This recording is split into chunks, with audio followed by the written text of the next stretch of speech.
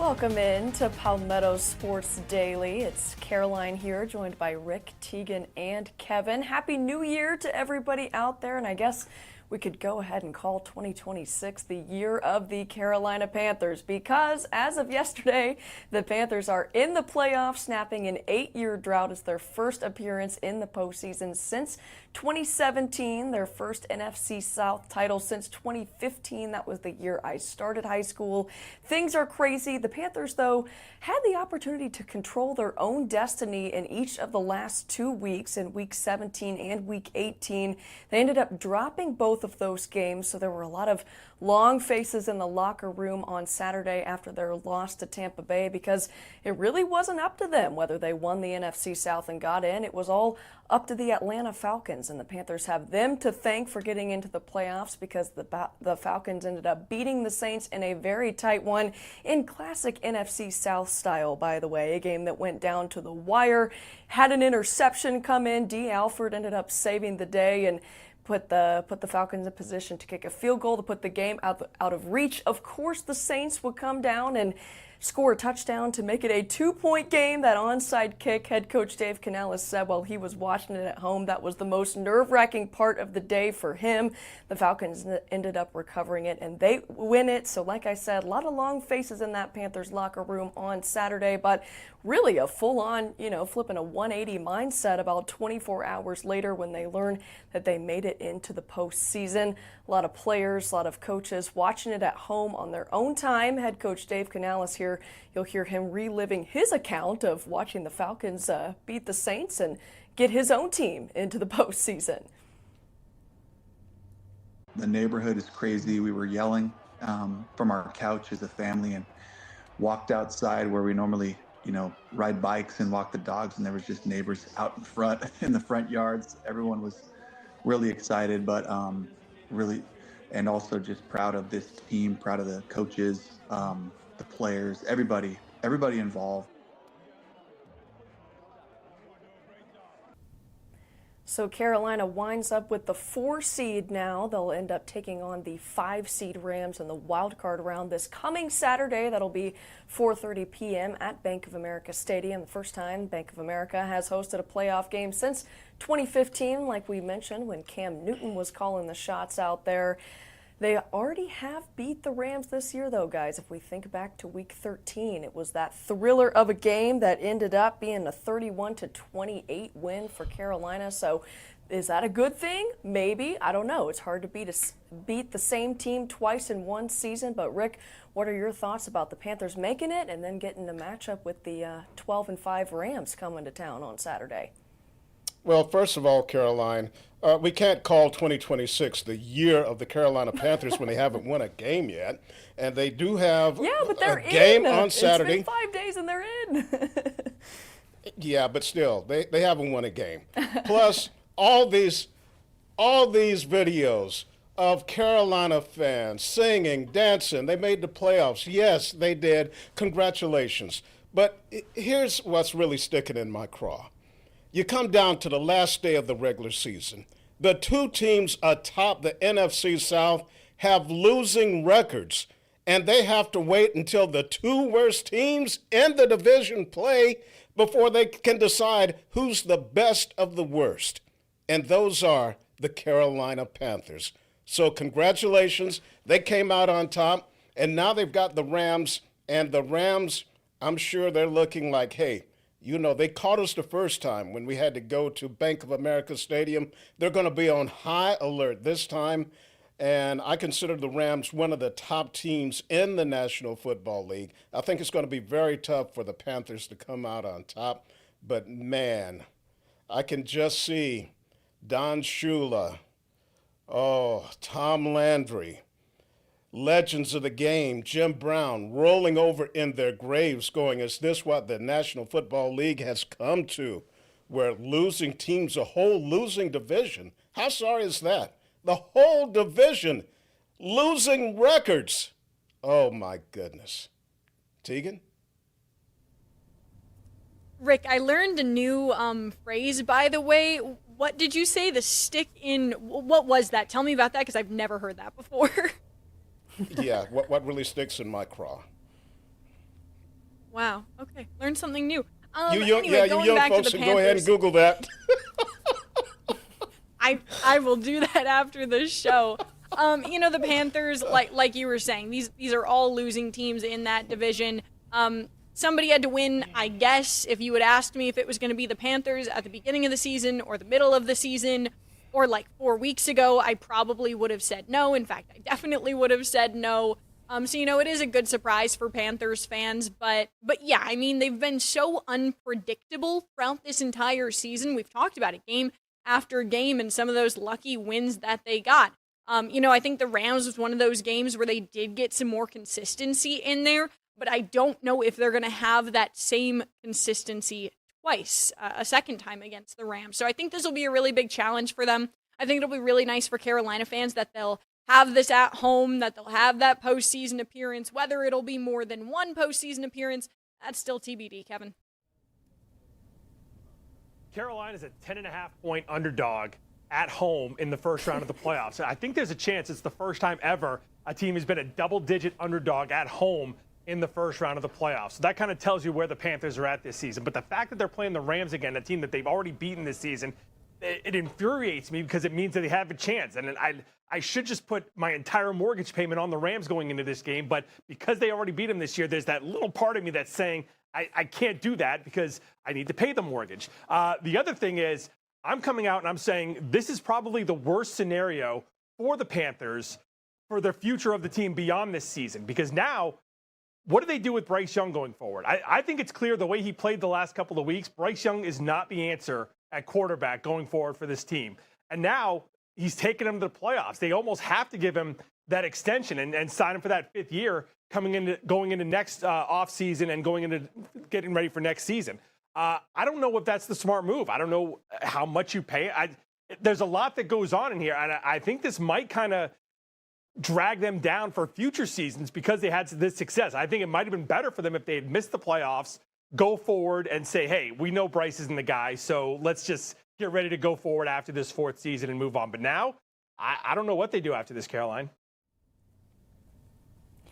Yeah, that's a really good question, Kevin. I mean, a lot of things to consider.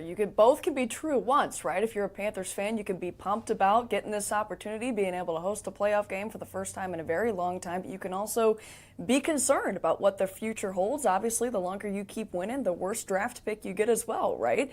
So those are definitely both things that can be true at once. But it is worth noting that, I mean, Dave Canales has this team in a spot at this point in time that maybe a lot of people didn't expect him to have for another couple years. They are 8-9, but guys, we talk about these records now that they're in the playoffs. Everybody's 0-0. Let's have some fun. We've got playoff football to talk about. It's going to be a fun one on Saturday at 4:30. We will be there, but we also have more Palmetto Sports Daily coming up for you right after this.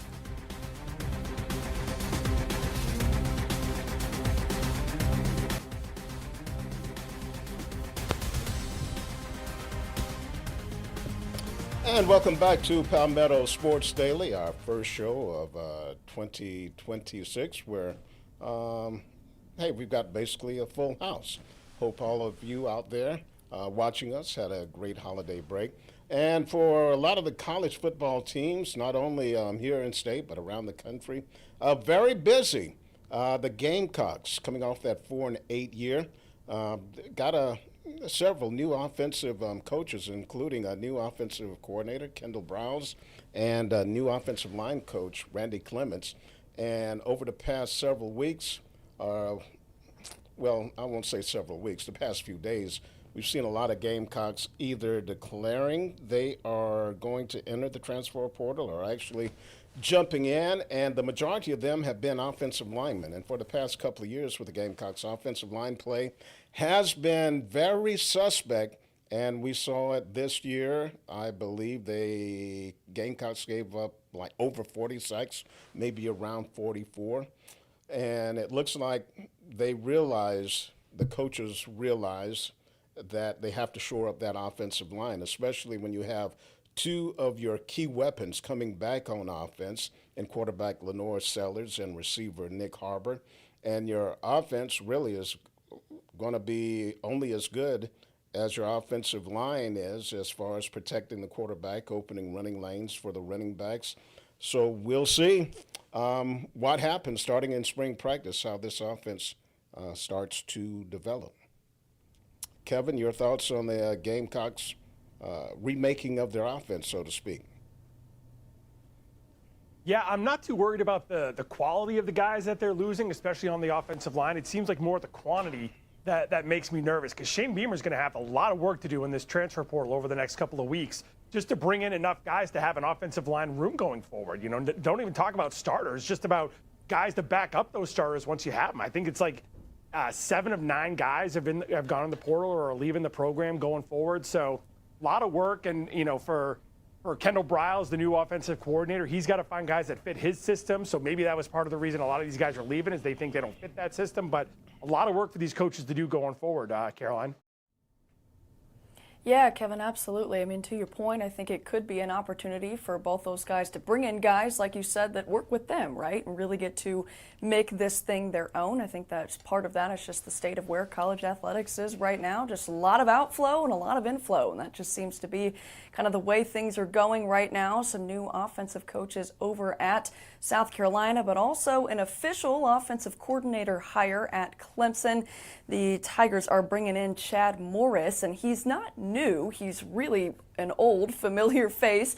He was the offensive coordinator for the Tigers back from 2011 to 2014 for head coach Dabo Swinney, bringing a ton of success to Clemson in that time, including their first ACC championship in over 20 years at the time, and a lot of success that followed him there. So much so, he ended up getting a couple head coaching gigs. He was at SMU for a little bit, then Arkansas. He was an offensive coordinator at Auburn back in 2020. Kind of hopped around a little bit since then, about 5 schools in the past 5 years, and then he took last year off watching his son Chandler, who was the quarterback over at Virginia. Now, this move was kind of made public over the weekend. Head coach Dabo Swinney bringing him in, but it was all made official earlier this morning at Clemson's Board of Trustees meeting. They ended up approving his contract as presented by Clemson Athletics Director Graham Neff. I'm going to let Graham explain that, and then we can break it down with all the nitty-gritty stuff in just a second. Very pleased to move forward a request for consideration to hire Chad Morris as Clemson's next offensive coordinator position. Certainly this will be a return to Clemson for Coach Morris, of which we're excited about that strategy and path ahead in support of Coach Swinney. The terms for consideration, Mr. Chairman, are a 3-year contract at a flat salary of $1.2 million. Has standard bonus conditions, along with details within the buyout and guarantee section. All of those materials and full term sheet will be provided to the media present and per request, as we typically do, to provide more of those details as needed. Mr. Chairman, again, the committee has the materials, market information, and has reviewed significantly in order to consider the request to hire Chad Morris as Clemson's offensive coordinator. Well, that request was unanimously approved. Again, that's a 3-year, $1.2 million annual contract for Chad Morris. And he, of course, has some incentives for postseason appearances, you know, bowl games, college football playoff appearances, all of those things. But really interesting part of his contract was that if Clemson's offense does not rank inside of the top 20 in the 2026 and the 2027 seasons, and he ends up getting fired, then Clemson will not owe him for that 3rd season. They will only owe him for the 2 seasons. As long as I'm reading that correctly, does that sound right to you, Kevin? Something interesting in there about that buyout clause and, you know, I guess keeping Morris honest in what he's doing. I'll tell you, this is a bold move by Dabo Swinney. I think it's either the move that's going to keep him entrenched at Clemson for the next decade, or it's the one that's going to lead to his removal as the head coach of the Tigers going forward. I don't see any in-between space in this one, because this is him going back to what's familiar in Chad Morris. And it's, you know, one of the big red flags for Dabo the last few years has been that he's only hiring people he's close to for his assistant coaches, whether it's former players or even his own kids or people who've, you know, also work in the school in other capacities. He's really tried to keep that inner circle pretty tight. And he kind of went outside of that, bringing Garrett Riley, and that didn't work out for a couple of years. So now he's going back to what's familiar and bringing in Chad Morris. It is a bold move. I don't know if this is the right. I'll say it. I don't think this is the right move. I don't know. I haven't seen anything in Chad Morris in the last decade that makes me think he's the right guy to be leading this offense again for the second time in the last 15 years for the Tigers. He was very good the first time he was here. That offense was revolutionary in a lot of ways. A lot of guys put up huge numbers for the Tigers and set themselves up for a long time going forward. But, Rick, I don't think this is the right move for the Tigers, and I think it could end up costing Dabo Swinney his job. I'm a little nervous about this move too, Kevin, because Chad Morris, he was with the Tigers when they started building the program. They formed that nucleus for those playoff runs and those 2 national championship runs. But you look at the players they had some top-notch receivers that went on to have very good NFL careers. And also, that's the time when Brent Venables took over as defensive coordinator. And you look at the guys they had on defense, especially defensive linemen. How many of those guys went on to the next level? And in this new era of college football with NIL, the transfer portal, Dabo hasn't been too productive in the portal. And that's one thing he has to do if he wants to keep up with everyone else. And you hear a lot of coaches say it's not about the X's and O's, it's about the Jimmys and Joes. So, yeah, I don't know if this is the right move either. Teagan? Yeah, Rick, you brought the point up exactly that I was going to. Just the fact that Dabo, throughout his coaching career here at Clemson, has not been somebody that's necessarily adapted to the way that the sport is changing, specifically in the transfer portal, grabbing guys there, his opinions on NIL, the way he's talked about the conferences. He's always been a very old school style coach. So I was not exactly paying attention to Clemson back in 2011. I was about 7 or 8 years old.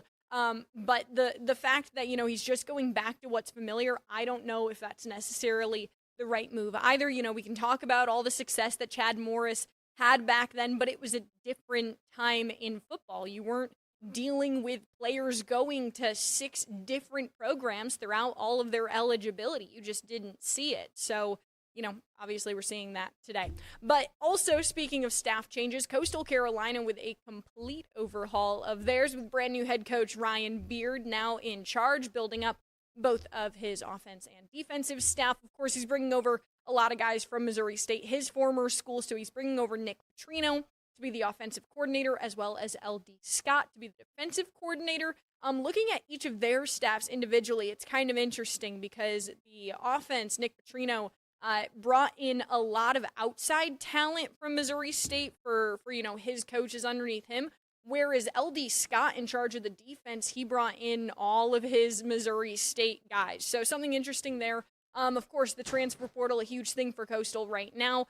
Lots of guys entered the portal from Coastal, including the season's starting QB, MJ Morris. He's in the portal. And then also something that was interesting, Zachary Courtney, the tight end, he was in the portal, decided to jump out of the portal, stay at Coastal. Staying at Coastal also is Robbie Washington, but then they've also got a handful of guys from Missouri State. By my count, there are at least 8 guys who have committed to Coastal Carolina from Missouri State to follow Ryan Beard. We got to take a quick break here on Palmetto Sports Daily, but we will be right back.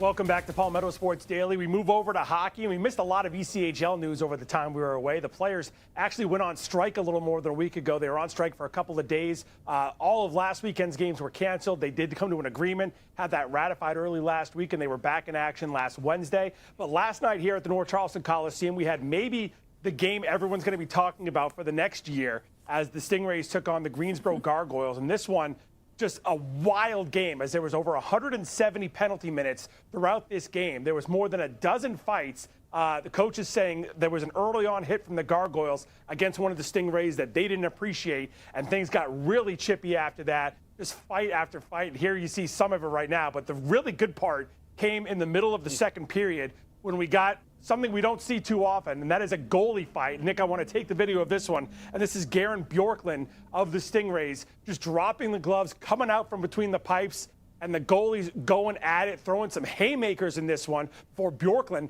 finally gets the takedown. and wins the very rare goalie fight for the Stingrays, they would go on to win this game 4-2. But everyone's going to be talking about the 170-plus penalty minutes they saw in this one throughout the afternoon. So a day to remember, a fight day over at the North Charleston Coliseum on Sunday. Kevin, I don't know much about these two teams, but are they rivals? Have they had any epic fights before? Well, this is actually Greensboro's first year of existence. The two teams had played on Friday up in Greensboro, and it was a little chippy then as well, but really nothing more than a regular hockey game. But like I said, head coach David Warsofsky said early on in this game yesterday, there was a hit against one of their players they didn't appreciate. Things got going back and forth, and you saw what happened. It was a fun day over at the Coliseum. We're going to be right back to wrap up this edition of Palmetto Sports Daily right after this.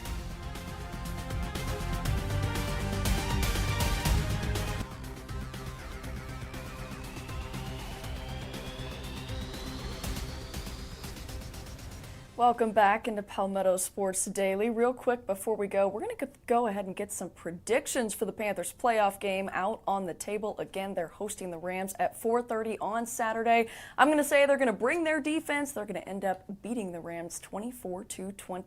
Teagan, what are you thinking? I'm going to have to go the opposite of you here. I'm going to go the Panthers lose 21-14. I think they're going to get a little bit lucky out there, but not too lucky. Kevin?